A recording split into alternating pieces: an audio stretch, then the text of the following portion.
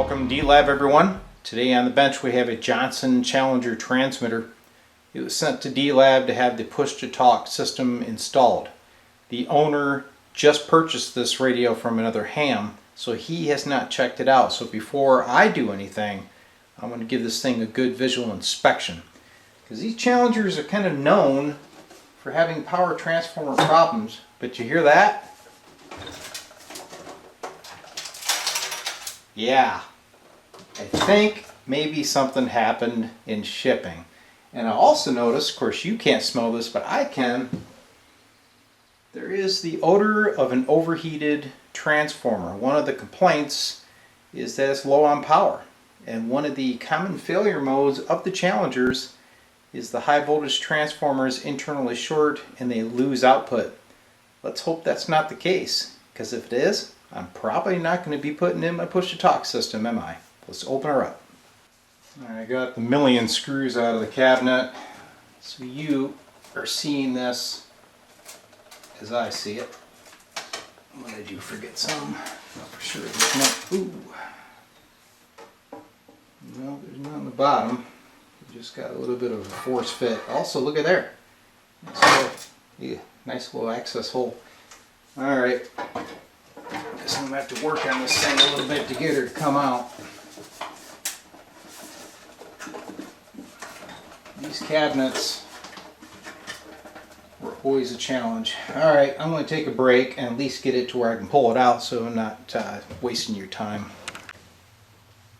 Alright, she's free. Kind of. Let's see what happens here. Oh yeah.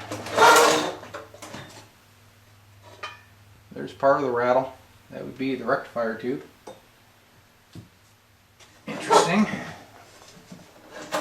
Sounds like we either got some hardware or some broken glass underneath. And of course the power cord's fighting me. Alright, Challenger. Obviously getting the Challenger out of the cabinet's a challenge, isn't it? What we got going on here?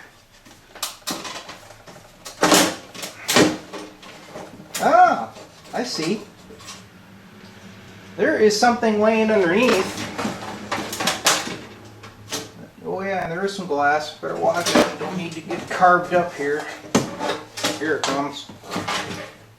Yeah. So there is some glass and one of the filter caps. And if you look over here, it's pretty good stuff.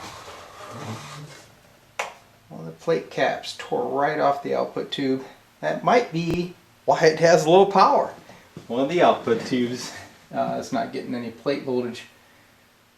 This thing is in rough condition, guys. Alright, see what's going on underneath.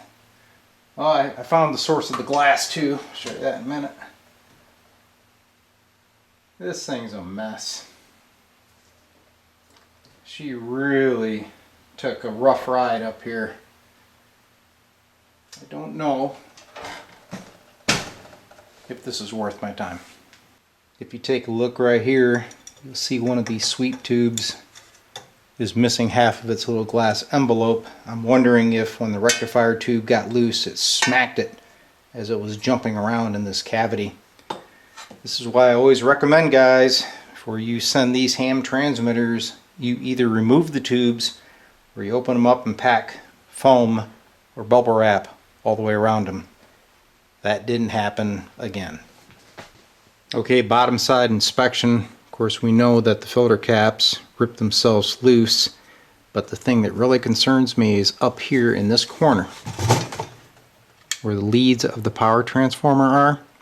There is a distinct odor of an overheated transformer, and there's this black soot.